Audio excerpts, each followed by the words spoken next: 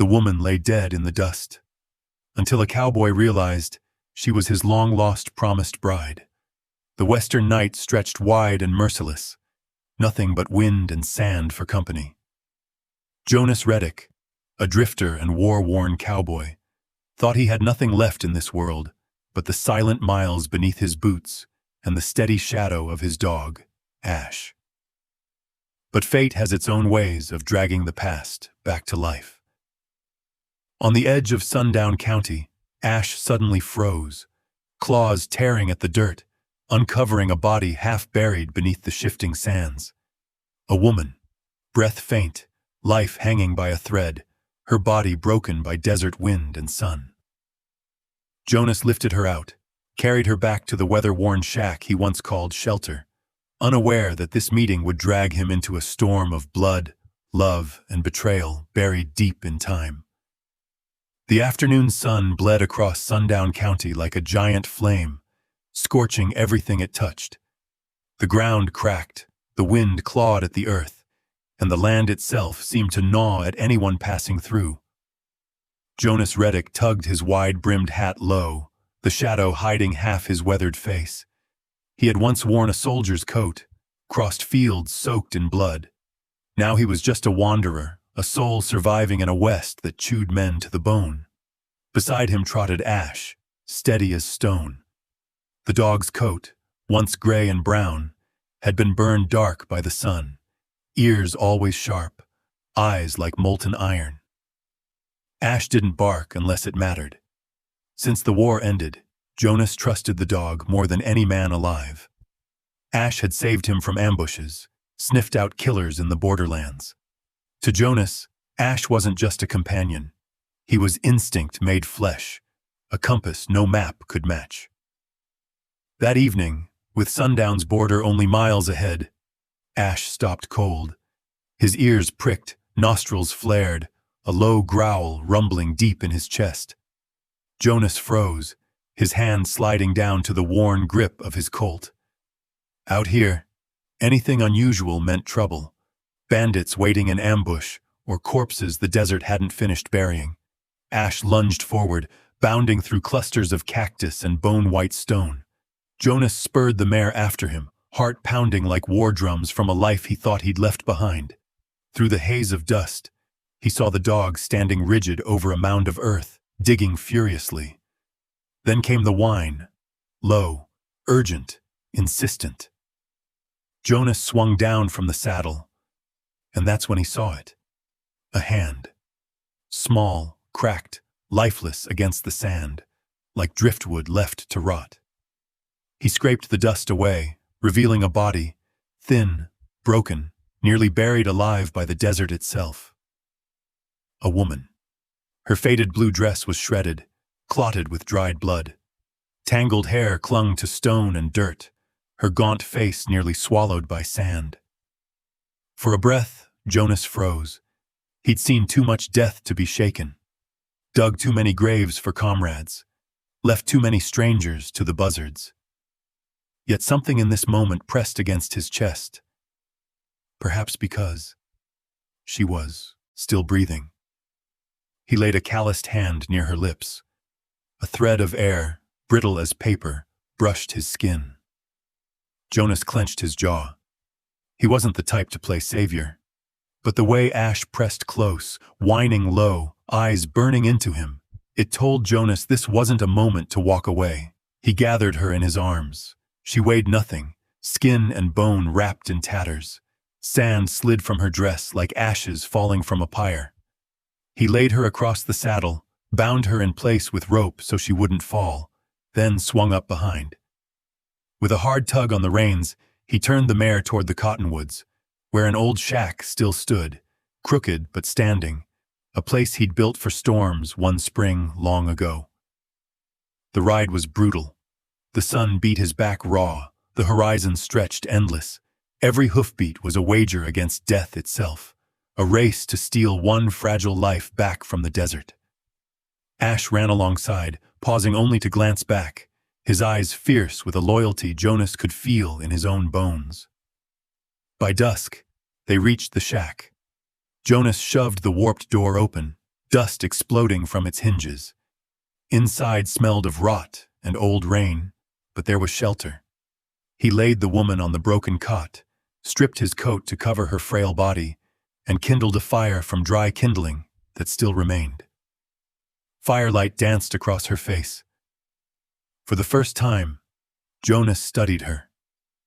Chapped lips, hollow cheeks, yet beneath it all, a softness lingered, a face that once might have stopped men in their tracks, now weathered by hell itself. Jonas tilted his canteen, letting a thin stream trickle over her cracked lips. She swallowed weakly, coughed, a dry rattle scraping from her throat. Ash pressed against the cot, head on her leg, as if to say, "She's still here. Don't let go." Night fell heavy. Wind moaned through the canyon walls like the cries of the forgotten. Jonas sat against the wall, Colt across his knees, eyes locked on the flickering fire. He did not sleep. He only watched her chest rise and fall, shallow but steady, and knew something his wandering life had just shifted. By dawn, the fire was embers. Jonas still sat there, unsleeping, his back to the wall. Ash lay unmoving, guarding the cot like a sentinel. Then the woman stirred. Her lashes quivered, and at last her eyes opened. Slow, heavy but undeniable. Green, deep, moss-dark green, the kind that belonged not to strangers, but to memory. Jonas felt his breath catch. He leaned in, voice low, gravelly. "Can you hear me?" Her gaze roamed the shack, then fixed on him. Her lips cracked, and a whisper scraped out, faint as dust in the wind. "My name is Clara."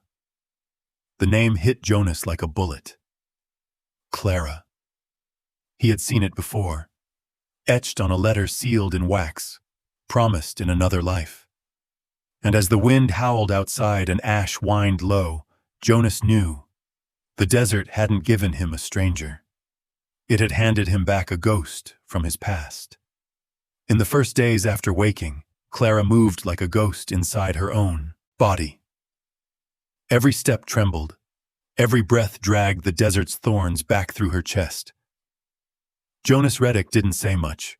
He knew some wounds don't close with clean water and a strip of cloth. Some need time, and the stubborn will to live. Ash stayed with her everywhere. The dog wouldn't leave her side.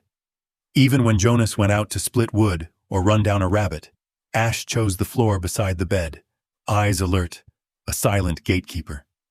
That presence kept her from collapsing through the long, coughing nights, through the nightmares that shot her upright, cold sweat soaking her collar. Then one morning, as sunlight slipped through the cottonwoods and burned off the thin fog at the shack's door, Jonas brought something out. A Colt Navy revolver, steel darkened by years, walnut grip scuffed and scarred. He set it on the rough plank table in front of Clara. "Ever handled a gun?" he asked, voice gravel low. Clara stared at it, long fingers knotting together. Her lips trembled, then she shook her head. "Never." Jonas nodded like he'd expected that. He lifted the Colt, turned it so the morning light skated the old metal. "If you want to live out here, or if there's more you haven't said, you're gonna have to learn." The words landed like a dare. Clara reached out and touched the gun. The cold in the steel stopped her fingers, then her eyes hardened, steadied. Jonas taught her how to hold it, how to find balance, how to breathe. At first her hands shook, the grip trying to crawl out of her palm. He stepped behind her, closed a hand over her wrist, corrected the angle, adjusted the smallest things. "Don't lock up," he murmured. "Let your body ride your breath. When your finger takes the trigger, it should go with the air, not fight it." The first shot snapped and Clara flinched, dropping to a knee. The round bit dirt a few yards shy of the plank they'd set up. Ash's ears speared the wind. A warning growl rippled in his chest. Jonas stepped in and lifted her. "You're shaking," he said, "but your eyes aren't. Those are eyes that have seen more than they care to hold. Eyes like that don't blink at a muzzle," Clara panted, sweat beading her brow. But behind the strain, something else sparked to life. It wasn't just survival anymore. It was want. Hungrier, sharper. Day after day, she trained. Jonas lined bottles and tin cans along the fence, even nailed an old hat to a post. Each miss tightened her jaw. Her narrow shoulders quivered with anger. Then she'd raise the gun again. She did not quit. Jonas watched the fog leave her gaze. In its place, a slow fire took root, the same one he'd seen in his own eyes coming home from war. At night, after the long hours of practice, Clara sat alone by the flames. She said nothing. She only rolled up her sleeve and stared at her left wrist. The round scar held its shape, and the firelight turned it into some old, witchy brand. Once Jonas sat across from her and didn't ask a thing. He knew in that pocket of quiet she was fighting her own memory, shards of a life she hadn't wanted or hadn't been able to name. One storming night, the shack shuddered under hard wind. Jonas woke to a whisper. Clara was crouched by the hearth, eyes pinned to the scar, lips moving around broken words. Fire. A circle. The dark. Ash rose, padded to her, and set his head on her knee. She grabbed for him fast, like she feared she'd vanish if she didn't hold to something. Jonas kept his silence, but in his chest he knew. She remembered more than a name. Something was cut into her blood and bone and would not let go. The next day, Clara hit the target for the first time. The shot cracked through the cottonwoods, and the crows lifted in a black storm. Jonas nodded, said nothing kind, only pressed another round into her palm and tipped his chin again. She squeezed the trigger. This time the bullet punched dead center. Lowering the gun, chest heaving, she let a tired, resolute smile slip. Jonas recognized that look. Not the relief of a lucky hit, but the look of someone who'd just found a weapon fit for haunting her ghosts. From then on, Clara changed. Her steps lost their wobble. Her back straightened. Her eyes hardened. But at night, when the fire sank, she still let the lamplight play off that scar, rolling her wrist so the pale ring caught the glow. A reminder. Something out there was waiting for her return. Jonas didn't have to ask. He knew that look, the look of a soul that never stops hunting the thing that threw it into shadow. And in Jonas's own heart, a worry grew. Clara wasn't simply someone he'd saved. She was becoming a blade, sharp and cold, and someday she was going to drive it straight into the heart of the past. That noon the sun poured onto the desert like liquid fire. The air pressed down so hard, each breath felt like swallowing sand. Jonas was patching roof boards when Ash loosed a low, carrying howl, a long bass note of warning. The dog shot toward the outer flats where the wind spun dust into thin columns. Jonas dropped his work, snatched the rifle, and followed. He knew Ash's habits. The dog only sang like that for death, or something close enough. Sure enough, at the foot of a sand rise, he found a body. A man, folded face first into the dirt, stiff as cured leather. Coat torn wide, a neat hole punched through his back. The blood had dried brown under the sun. No horse. Only a cut lead rope and trampled prints, the kind you leave when you're hunted and left. Ash wasn't interested in the corpse.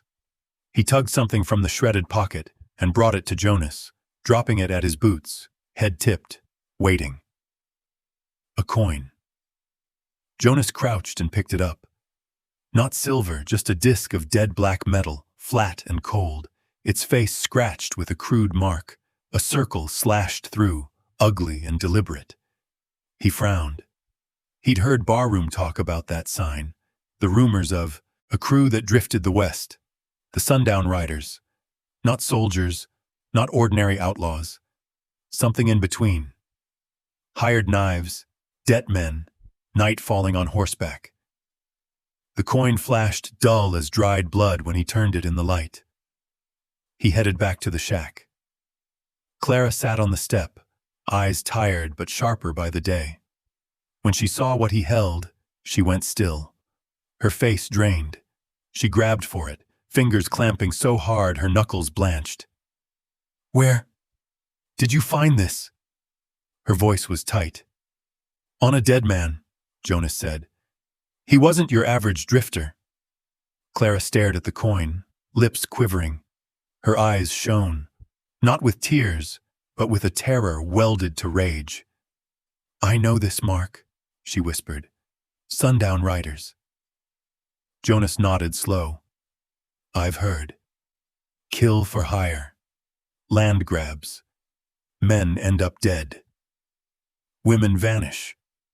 Clara's fist closed until it looked like she'd crushed the metal. Then she lifted her head, eyes burning. "It's not rumor. They're the ones who locked me up." The air in the shack went solid. Ash flattened to the floor, a low growl rolling out. Jonas stood still, hand drifting to his holster on instinct. Clara bowed her head, breath hitching. Then, as if the dam split at last, she forced the words out, each one tearing the quiet apart. "My father sold me to them." Jonas's brow knotted. "What did you say?" "Him!" Clara almost shouted, voice choked on blood memories. "My own father, Jameson Vexley. He was drowning in debt, the land slipping away. Instead of shielding me, he handed me over, sold me like stock, for money and standing." The confession sliced the room clean open. Jonas took a step back, his eyes gone dark. He'd heard all kinds of betrayal, from foxhole friends to ranking officers, but he'd never imagined a father would walk his daughter into the devil's hands. Clara trembled, still gripping the coin. Her voice dropped to a near prayer. "I remember. I tried to bury it, but this scar—" She lifted her left wrist, the round brand winking in the firelight. "It's a seal, a blood covenant. When they touched me, I knew my life had been sold." Jonas's jaw set, his fingers tightening on the rifle sling. He wasn't easy to move, but seeing Clara there, eyes lit by pain and fury, stirred a different fire in him. "So now," he said softly, "what do you want?" Clara raised her head and met his gaze. "I want it all back. I want them to know I'm not dead, and I want my father to look me in the eye and see what he sold." Outside, the wind blew long through the valley, like a horn from an old war. Jonas said nothing, only looked to Ash. The dog lifted his head. In the dark, his eyes burned like coals. In that moment, Jonas understood. This wasn't survival anymore. It was war. And from the instant Clara spoke the truth, he knew he'd stepped onto a road with no turning around. Dust Hollow, name like the land's own tired sigh. The town squats, in a starved little basin where every wind carries the salt of dead earth and the scorch of cheap whiskey. Jonas felt it the moment his boots hit the street. This air wasn't like other border towns. Folks kept their heads down and their steps quick. Drifters leaned on porch posts with watchful eyes.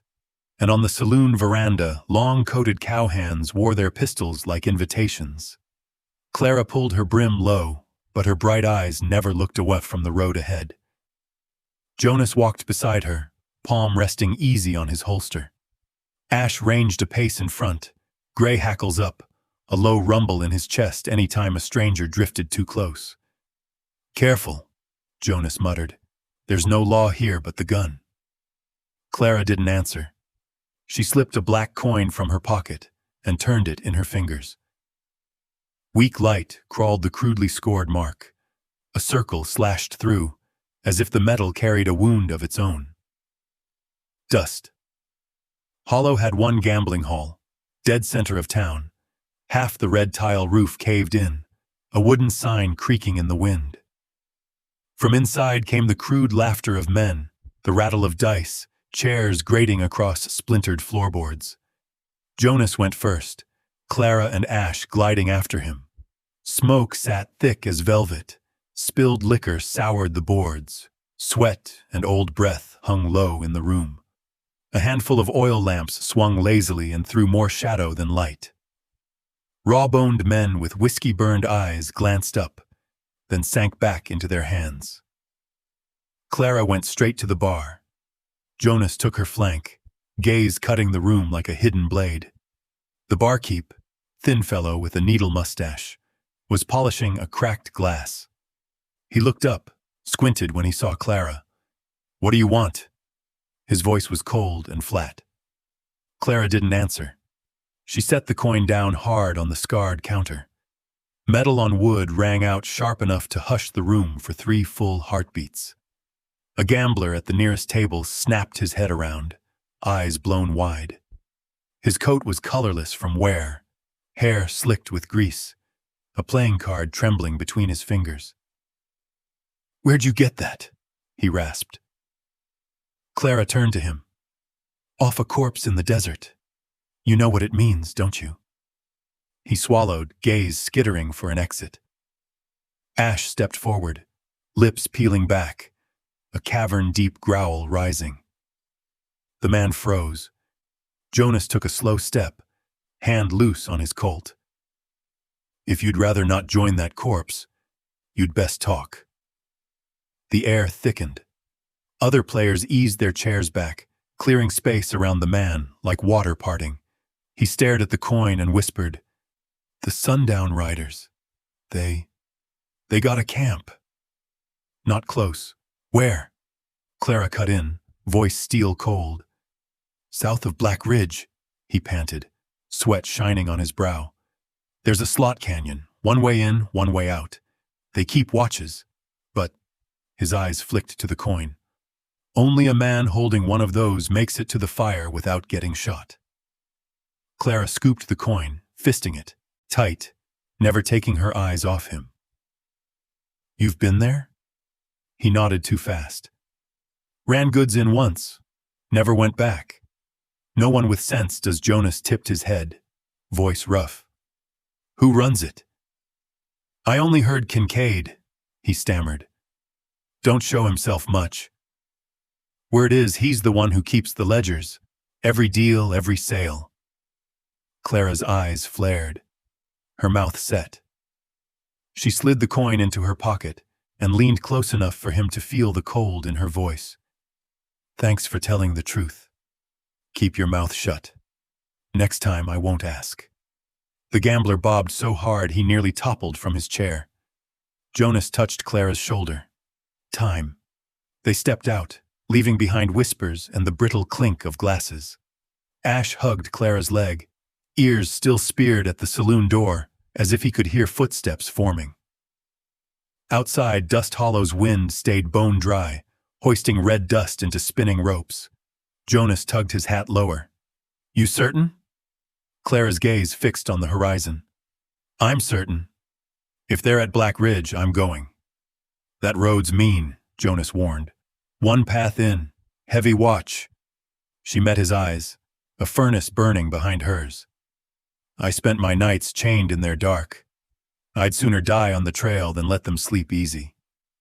Ash grumbled his agreement. Jonas breathed once and nodded. No road back. When Clara set that coin on the bar, she'd opened a door, and beyond it waited only blood and fire. The wind moaned through the crooked street, dragging the stink of whiskey and smoke. Overhead, a hawk wrote slow circles in the pale sky, as if blessing the hunt to come. Jonas tightened the sling at his hip. Clara laid a hand over her pocket where the coin lay. Both of them knew Black Ridge wasn't just a place. It was a gate swinging open on a blood-soaked past, and the place Clara would begin to take it back. Black Ridge cut the earth like a giant scar. Sheer walls, teeth sharp, swallowed the moonlight, and turned the slot below into a grave-dark throat. Only one narrow track led inward, tight enough that horses had to file one by one. Jonas and Clara crouched at the rim, Ash flattened to his belly, eyes catching firelight ahead.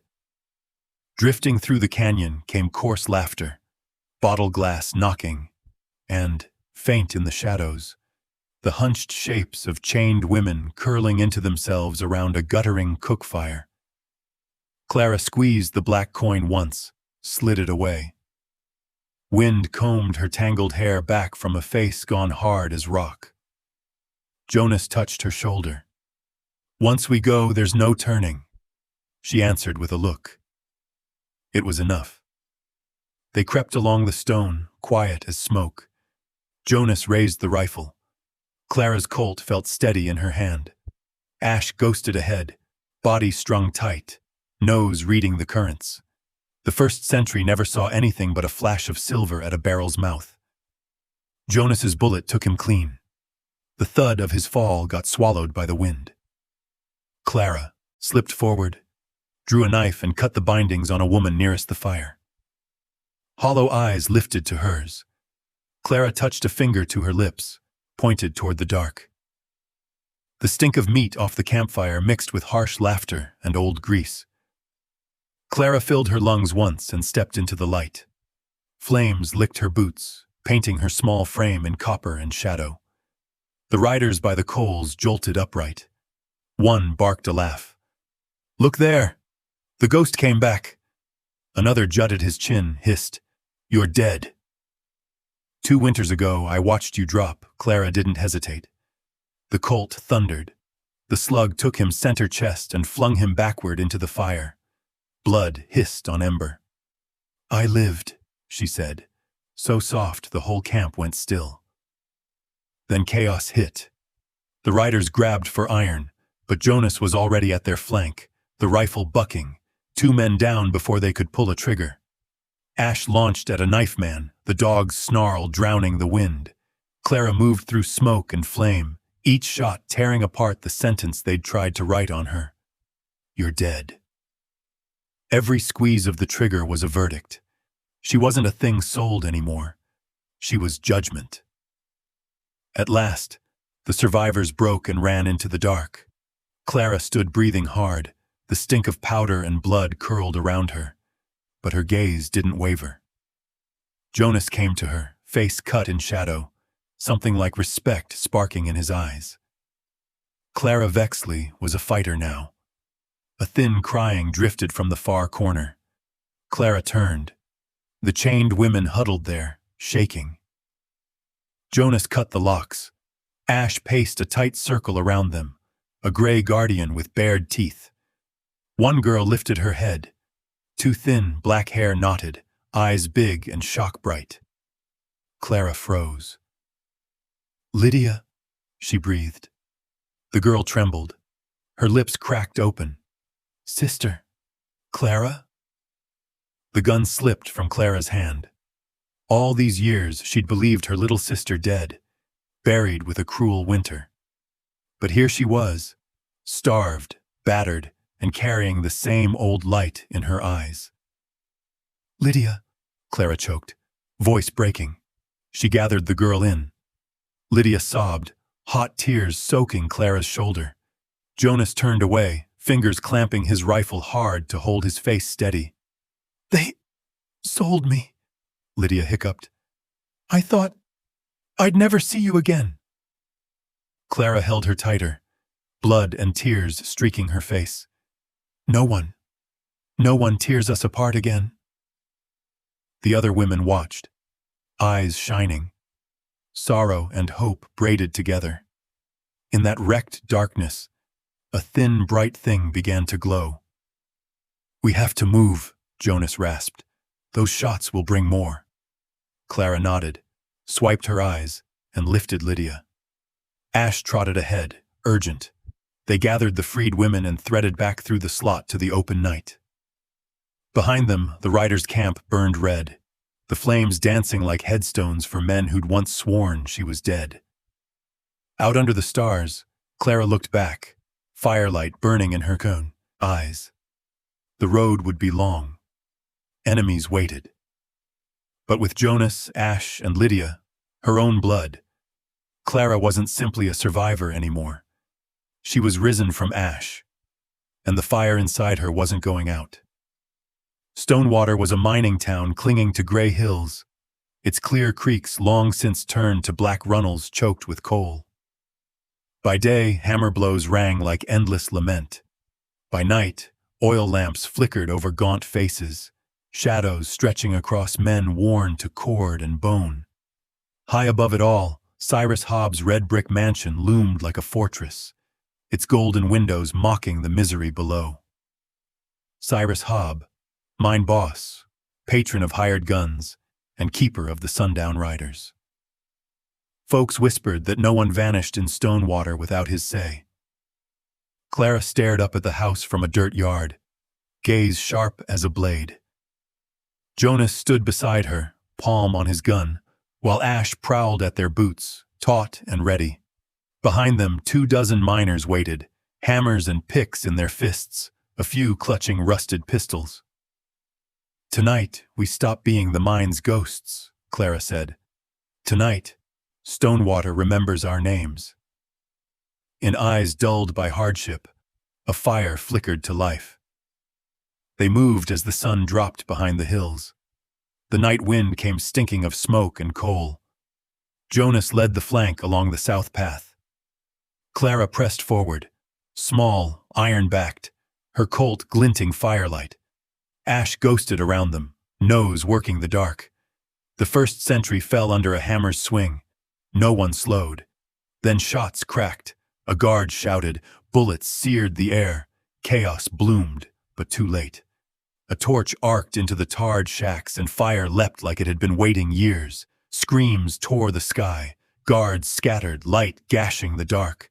Clara surged, her shots clean and final. Jonas's rifle thundered beside her. The miners swept in like a storm long dammed, picks biting wood, rage breaking loose.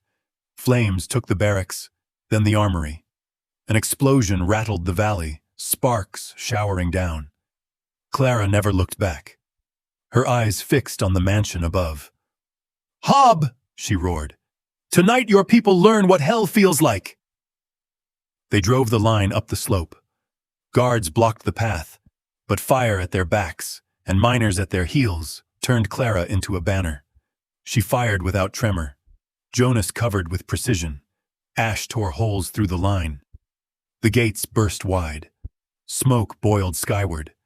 On the balcony, Cyrus Hobb appeared, bloated, red-robed, eyes mean with fury. "Who are you to touch what's mine?" he rasped. Clara raised her Colt. "We're the ones who lived. And tonight, Stonewater isn't yours anymore." Her words ignited the miners. They flooded the yard, axes and torches swinging. Curtains caught, eaves burned, pride peeled from Hobbs' house like bark. Clara strode through smoke, each step a judgment. Inside, chandeliers vanished in haze. Guards tried to rally, but miners crushed them. In the grand hall, Hobb blocked the way, belly heaving, soot on his robe. "I feed this town," he roared. "No," Clara said. "You caged us and fattened on our blood." He snatched up a pistol. Clara's Colt cracked first. The bullet tore his throat. Blood sprayed the smoke and Hobb collapsed, empire puddling beneath him. The house shook with the miners' roar. They poured through, reclaiming what had been stolen, fire eating velvet, walnut, every symbol of his rule. Jonas swept the hall and nodded. "It's done." But Clara wasn't finished.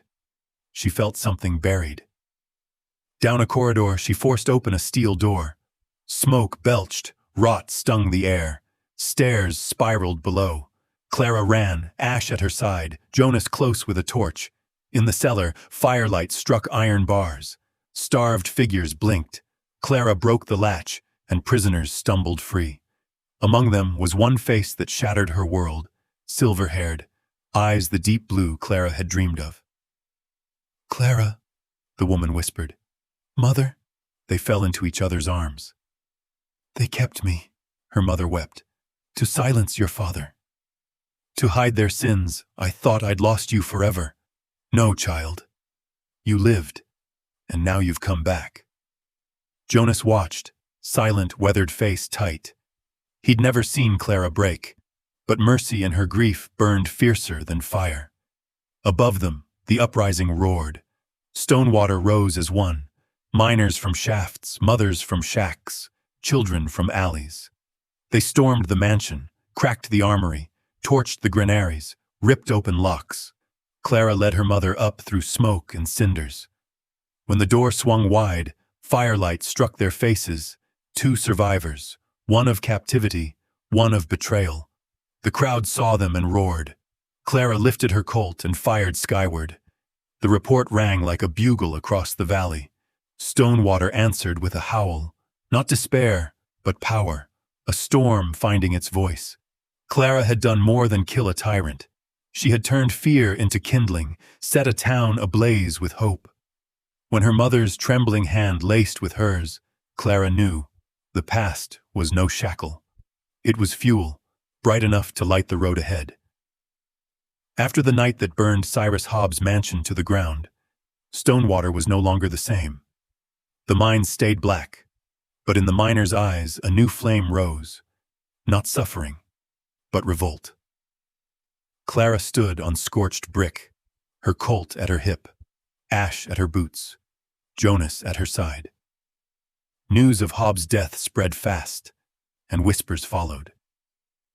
The woman who killed a tyrant in his own house. To Clara, it was only a beginning. In a shack at the town's edge, she gathered the faces she trusted. Miners, freed women, the broken and bereaved. Holding up her scarred wrist, she declared, "This is our sign.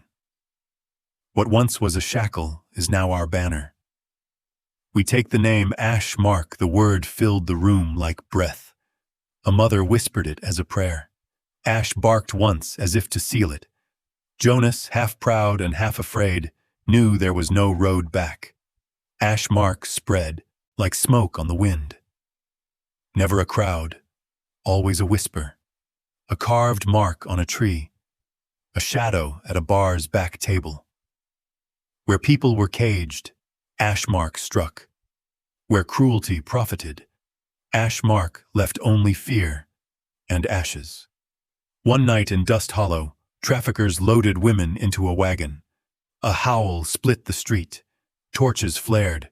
Gunfire cracked. When the smoke cleared, the women were free. The traffickers lay dead with half-burned cards pinned to their chests, marked with a black ring. Ash Mark's sign. Elsewhere, a petty lord who whipped miners woke to his stables in flames, and the same mark carved into his door. By sundown, he vanished. The legend grew. The desperate clutched hope when they heard the name. The cruel startled at the sound of paws in their dreams. Clara never set herself above the rest. She and Jonas walked among miners, hearing stories that broke men's voices. Ash sniffed out the corners where justice never came. One night by the fire, Jonas asked, "You reckon we're waking a war too big to hold?" Clara's gaze stayed on her scar. "No, this war's been here all along. I'm only calling it by name." Ash whined low, ember-eyed. From that moment, Ash Mark wasn't just a band. It was a symbol. Across the West, men who thought themselves untouchable flinched at the words. Ash Mark. One evening, Clara sat on the step of their shack as the prairie sky bled gold and red. Ash lay beside her, eyes on the horizon. Jonas brought her a cup of coffee, and they shared a silence that felt like harmony, not weight. "I didn't survive just to settle scores," she said at last. "If it was only revenge, I'd already be buried. I lived so no girl has to live what I lived. No one sold, no one caged." Jonas's answer was rough but steady. "A person can carry it when they don't carry it alone." Their eyes met. Ash gave a soft bark, then dropped his head again. Agreement enough. After a while, Clara drew a wrinkled scrap from her pocket. This is the betrothal letter. My father showed it to me before everything broke. I believed for years he wrote it, and then sold me. She handed it to Jonas. His face shadowed as he read. Finally, he said, "That letter wasn't your father's." I wrote it, Clara froze. He went on. Years back in Missouri, I heard of a girl, strong in spirit, crushed by debt. I didn't know your face, only your name. I wrote it, hoping one day to pull you from the dark. But I never told you. I wasn't worthy. A killer, a soldier with too much blood. Fate brought us round anyway. Dust and fire, not feast. Clara touched the scar on her wrist. So it wasn't a lie. It began in love, even if we hadn't met. Jonas's hard frame softened, and now it runs on justice. Clara smiled, small, rare. She leaned against him as night fell. Ash circled once, then faced the horizon, as if he knew a new chapter had come. The west was still full of blood and treachery. But on that wooden step, a man, a woman, and a dog were bound by one scar, one flame. "We'll keep writing this story," Clara whispered. "Not with hate, but with blood and justice." Under the rising moon, Jonas nodded. Fate had chosen them. This time, they would not turn away. As moonlight unrolled across the wild country, the tale of Clara, Jonas, and the dog named Ash closed, but its echo kept on traveling. From wounds that would not fade, they forged strength. From darkness, they lifted a fire called justice. This wasn't only vengeance. It was a reminder that love and faith can pull even the lost back from the edge. If this story stirred your heart, tap like to help it travel, subscribe so you don't miss what comes next, and leave a comment. Would you stand up like Clara did for those who can't stand for themselves? We read every word, especially from our older friends who know better than anyone the worth of loyalty, love, and fairness in this world.